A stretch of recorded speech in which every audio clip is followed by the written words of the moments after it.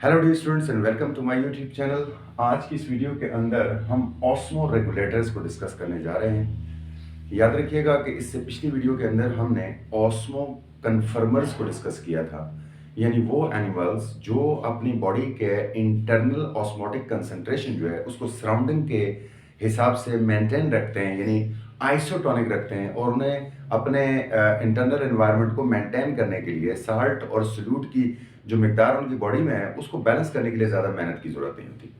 लेकिन आज के इस लेक्चर के अंदर हम ऑस्मो रेगुलेटर्स को पढ़ने जा रहे हैं। ऑस्मो रेगुलेटर्स वो होते हैं, वो एनिमल्स जो अपने इंटरनल ऑस्मोटिक कंसंट्रेशन को अपनी सराउंडिंग से डिफरेंट रखते हैं। डिफरेंट रखते हैं तो उनको इस पर्पस के लिए, इस मकसद के लिए कुछ खास एडाप्टेशन की जरूरत होती है। तो वही आज हम डिस्कस करने जा रहे हैं। Those animals which keep their body osmotic concentration different from the surrounding environment are known as the osmoregulators। यानी वो एनिमल्स जो अपने इंटरनल बॉडी कंसंट्रेशन को अपने सराउंडिंग एनवायरनमेंट से डिफरेंट रखते हैं, अलग रखते हैं, मुख्तलिफ रखते हैं, उनको हम ऑस्मो रेगुलेटर्स कहते हैं। यानी उन्हें रेगुलेट करना पड़ता है अपने ऑस्मोटिक कंसंट्रेशन को, ऑस्मोटिक प्रेशर को बॉडी में। Osmo regulation in different environments, यानी एनिमल्स, ऐसे एनिमल्स चूंकि तीन डिफरेंट एनवायरनमेंट्स रहते हैं, तो वो तीन डिफरेंट एनवायरनमेंट के अंदर अपने जो इंटरनल कंसंट्रेशन है उसको कैसे मेंटेन रखते हैं। मसलन फ्रेश वाटर में कैसे रखते हैं, साल्ट वाटर में कैसे रखते हैं, टेरेस्ट्रियल एनवायरनमेंट में वो किस तरह अपने इंटरनल एनवायरनमेंट को, इंटरनल ऑस्मोटिक कंसंट्रेशन को सराउंडिंग से डिफरेंट रखते हैं। इस मकसद के लिए उनकी बॉडी में खास एडाप्टेशन होती है, और यही एडाप्टेशन वन बाय वन हम स्टडी करने जा रहे हैं। याद रखिएगा कि आज हम सिर्फ दो को फोकस करेंगे, यानी फ्रेश वाटर और मैरीन वाटर, यानी वाटर को आज के लेक्चर में हम वाटर को सिर्फ फोकस करेंगे। Osmo regulation in fresh water, fresh water में ऑस्मो रेगुलेशन कैसे होती है। पहले फ्रेश वाटर हैबिटेट को देखते हैं। Those animals which live in hypoosmotic environment, they are always in danger of being hydrated. यानी फ्रेश वाटर में हमें पता है कि वो मीठा होता है, साल्ट बिल्कुल कम होते हैं, ठीक है, साल्ट की कंसंट्रेशन बहुत कम होती है और पानी की कंसंट्रेशन बहुत ज़्यादा होती है। उनमें 95%, 98%, 99% पानी होता है, 1-2% साल्ट होते हैं। तो ऐसे एनवायरनमेंट में जब एनिमल रह रहा हो तो डेफिनेटली एनिमल की बॉडी में साल्ट ज़्यादा होंगे और बाहर साल्ट कम होंगे, तो उसके बाहर के एनवायरनमेंट को हम हाइपो ऑस्मोटिक कहते हैं, कि उसमें उसकी जो कंसंट्रेशन है वो बॉडी से कम है। साल्ट की कंसंट्रेशन बाहर ज्यादा है, बॉडी में, सॉरी, बाहर कम है, बॉडी में ज्यादा है। तो ऐसे में क्या होता है कि पानी हमेशा higher concentration to lower concentration move करता है। अब लिविंग की बॉडी में पानी कम है, बाहर पानी ज्यादा है, पानी उनकी बॉडी में दाखिल होना चाहता है। जरा यहां गौर करें इस पे, वाटर फौरन उसकी बॉडी के अंदर मूव करना चाहता है, लिहाजा उन्हें ये वाटर रोकना है। अगर वाटर नहीं रोका गया तो पानी बहुत ज्यादा उनकी बॉडी में दाखिल हो जाएगा और वो फूल कर फट भी सकते हैं, ठीक है जी। तो इस तरह से इनके लिए कुछ खास एडेप्टेशन होती हैं। नंबर एक, diffusion of water. In this condition water tends to diffuse into the body of fresh fishes as solute concentration is more in the body as compared to the surrounding environments, so they have to conserve salt in their body as there are less salt in the surrounding। Simply बात होगी, जैसे मैंने बता दिया कि पानी उनकी body के अंदर मूव करना चाहता है क्योंकि अंदर पानी कम है और साल्ट ज्यादा है, जबकि उनकी बॉडी से साल्ट बाहर निकलना चाहता है क्योंकि बॉडी में साल्ट ज्यादा है और बाहर फ्रेश वाटर में साल्ट कम है। तो इस सूरत में वो क्या करेंगे, वो 3-4 एडॉप्टेशन करते हैं। पहली एडॉप्टेशन होती है जनाब, रिमूवल ऑफ वाटर बाय आयनोसाइट्स। खास किस्म के सेल्स होते हैं जिन्हें लोनोसाइट्स या आयनोसाइट्स कहा जाता है।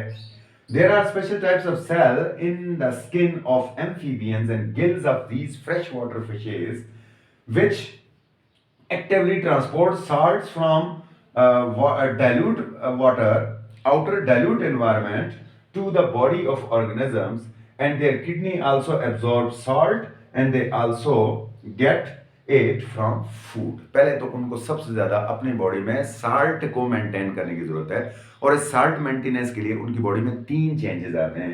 पहली चेंजेस, उनकी बॉडी में स्पेशल आयनोसाइट सेल्स होते हैं। ये सेल क्या करते हैं कि एक्टिव ट्रांसपोर्ट करके, यानी एनर्जी को यूज करके, उनकी स्किन की और गिल्स की, उनकी बॉडी की एनर्जी को यूज करके ये बाहर से एक्टिवली साल्ट को हाइपोटोनिक एनवायरनमेंट में से अंदर ले रहे होते हैं। इवन बाहर साल्ट अभी कम है लेकिन वो एक्टिव ट्रांसपोर्ट करते हैं और साल्ट को अंदर ले आते हैं। इसके अलावा दूसरी जो वजह है वो है जनाब, they also absorb salt bye there kidney.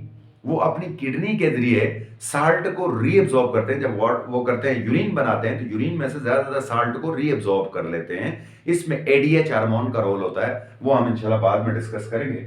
उसके अलावा जो है, जो ये फूड लेते हैं तो उस फूड में भी काफी साल्ट होते हैं, वहां से भी इनकी बॉडी में साल्ट की कंसंट्रेशन पूरी हो जाती है। इस तरह से ये साल्ट को मेंटेन रखते हैं। वाटर के लिए क्या करते हैं, जो अंदर एक्स्ट्रा वाटर होता है उनके लिए इसके पास कंट्रैक्टाइल वेक्यूल होते हैं। Freshwater protozoans expel excess water from the body by contractile vacuole and such as in amoeba and paramecium। खास तौर पर जो फ्रेश वाटर में प्रोटोजोन रहते हैं, यूनिसेलुलर प्रोटोजोआ रहते हैं, वो क्या करते हैं कि उनकी बॉडी में स्पेशल किस्म के पंप होते हैं जिन्हें कंट्रैक्टाइल वेक्यूल कहा जाता है। पानी बॉडी से कंट्रैक्टाइल वेक्यूल में होता है और वो जो कंट्रैक्ट होता है तो बॉडी से एक्सेस वाटर बाहर निकलता रहता है। जैसे क्लैमिडोमोनास है, अमीबा है, पैरामीशियम है, इन सब में कंट्रैक्टाइल वेक्यूल बनाते होते हैं और ये उससे एक्सेस वाटर को बाहर निकालते हैं। तीसरे नंबर पर जो चीज होती है वो आ जाता है प्रोडक्शन ऑफ डाइल्यूट यूरिन।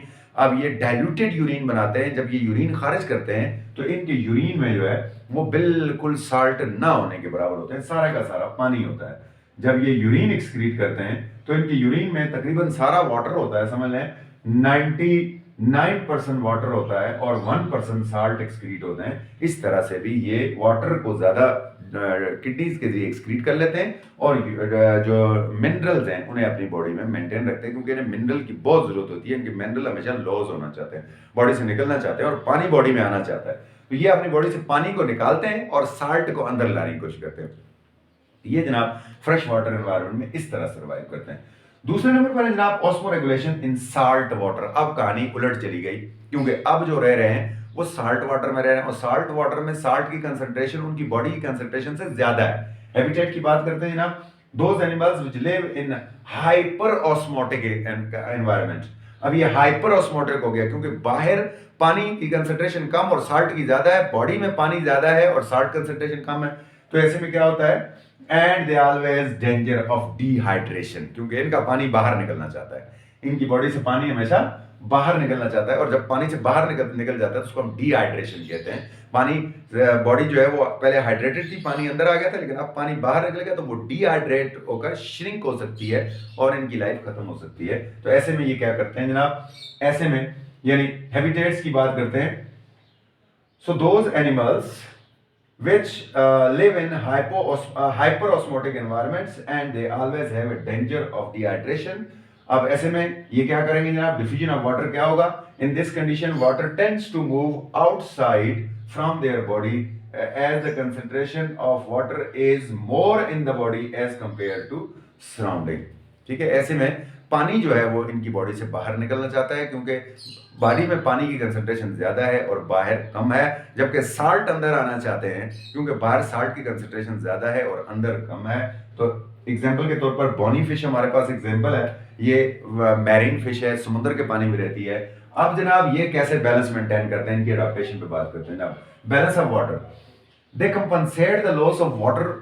वो अपनी बॉडी से जो वाटर लॉस होता है उसे दो तरह से कंपनसेट करते हैं। पहले less drinking of sea water, वो समुद्र के पानी कम पीते हैं क्योंकि अगर वो समुद्र का पानी ज्यादा पिएंगे तो समुद्र के सारे साल्ट उनकी बॉडी में आ जाएंगे और पानी अंदर कम हो जाएगा और साल्ट अंदर ज्यादा हो जाएंगे। एक तो ये पानी कम पीते हैं, दूसरा pumping the excess salt ion such as sodium and chlorine through their gills. दूसरी बात ये एक्सेस जो साल्ट इनकी बॉडी में आ जाते हैं उनको गिल्स के जरिए एक्सक्रीट करते हैं, पंप आउट करते हैं ये। तीसरे नंबर पर यूरिन की बात करते हैं। They also save waters by producing small amount of urine with more salt, यानी कंसंट्रेटेड यूरिन बनाते हैं। इनके यूरिन की अगर हम बात करें, फॉर एग्जांपल ये वाले हैं, अगर इनके यूरिन की बात करें तो इनके यूरिन में फॉर एग्जांपल 50% जो है वो साल्ट होते हैं और 50% वाटर होता है। तो कंसंट्रेटेड यूरिन पैदा करते हैं, होता थोड़ा सा है, बिल्कुल मामूली सी मिकदार में ये यूरिन पास करते हैं और इस तरह से उसमें साल्ट बहुत ज्यादा एक्सक्रीट होता है। यूं साल्ट इनकी बॉडी से एक्सक्रीट होते रहते हैं जो इनको ज्यादा नुकसान नहीं करते। उसके बाद रेक्टल ग्लैंड, स्पेशली इनकी रेक्टम जो होती है, जिनको क्लोएकल अपरेचर भी कहा जाता है, यहाँ पर रेक्टम पाया जाता है और उस रेक्टम में खास किस्म के ग्लैंड्स होते हैं। वो ग्लैंड क्या करते हैं, इनकी बॉडी में खास वो जो ग्लैंड है वो इनके एक्सेस साल्ट को क्या करते हैं, इनके डाइजेस्टिव सिस्टम में डाल देते हैं। फॉर एग्जांपल यहाँ पर ये इनका डाइजेस्टिव सिस्टम है यहाँ तक, तो ये स्पेशल ग्लैंड यहाँ से क्या करते हैं कि साल्ट को इस डाइजेस्टिव सिस्टम में डाल देते हैं और उस डाइजेस्टिव सिस्टम के थ्रू ये होता हुआ रेक्टम के जरिए, रेक्टल ग्लैंड के जरिए, ये बॉडी से रेक्टम के जरिए बाहर खारिज हो जाता है। सो मतलब डाइजेस्टिव सिस्टम के साथ ये जो पहाना पास करते हैं उसके साथ भी, स्टूल के साथ भी बहुत सारे साल्ट बाहर निकल जाते हैं जी। Some have special salt gland called the rectal glands, and these glands remove salt by digestive systems through rectum, जैसे मैंने आपको एक्सप्लेन कर दिया। उसके बाद रिमूवल ऑफ साल्ट, अब साल्ट भी ये दो तरह से रिमूव करते हैं। मोनोवेलेंट आइंस यानी salts are removed by gills, कुछ मोनोवेलेंट साल्ट जो है वो गिल से मिलने का रिमूव होते हैं जहां जिनके गिल्स पाए जाते हैं, जबकि divalent salt are removed by the kidney, और डाइवेलेंट जो साल्ट है वो इनकी किडनी से भी रिमूव करते हैं। तो ज्यादा से ज्यादा ये बॉडी से साल्ट को रिमूव करते हैं, पानी को कंजर्व करते हैं अपनी बॉडी में, ताकि ये उस हाइपर ऑस्मोटिक कंसंट्रेशन वाले सराउंडिंग में रह सके और अपना सर्वाइविंग कर सके। अच्छा, यहाँ दो स्पेशल केस मैंने लिखे हैं, पहला है जनाब शार्क और दूसरा है सैल्मन्स। शार्क याद रखिएगा कि ये सिर्फ मैरीन वाटर में रह सकता है, ये फ्रेश वाटर में नहीं रह सकता। अगर इसको निकालकर आप फ्रेश वाटर में डालें तो ये मर जाएगा। वजह, shark always keep low salt concentration in their body so they cannot survive in fresh water।